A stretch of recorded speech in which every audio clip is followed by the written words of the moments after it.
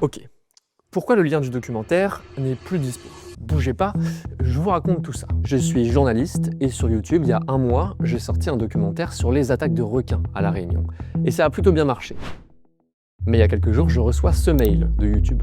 En fait, ma vidéo est strike. Alors je regarde et je vois que cette demande, elle a été faite par une structure, le Centre Sécurité Requins. Pour mettre un peu de contexte, dans ce documentaire, j'enquête sur la pêche des requins. À La Réunion, depuis plus de 15 ans, on en tue des dizaines chaque année. Moi, quand je vois ça, j'ai pas mal de questions qui me viennent. Alors je creuse et je sors ça. Sur Internet, c'est tout simplement impossible de savoir combien de requins ont été tués en tout depuis le début de la crise. Sur la page du CSR, c'est même impossible de retrouver les rapports de pêche d'avant août 2022.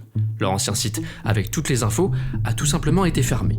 On cache l'information au public. Les pêcheurs, ces gens-là sont condamnés à des amendes de 500 € hors taxe s'ils parlent à une association de protection de l'environnement ou quoi, ou s'ils violent le secret du processus. Cette vidéo, le Centre Sécurité Requins, il la voit et il demande à YouTube de la faire supprimer pour des questions de droit d'auteur. Et dans ces situations, quand YouTube il reçoit un signalement, il supprime tout, direct. Pendant plus de 15 jours, le documentaire il est totalement invisible. Et ça, l'algorithme, il aime pas trop.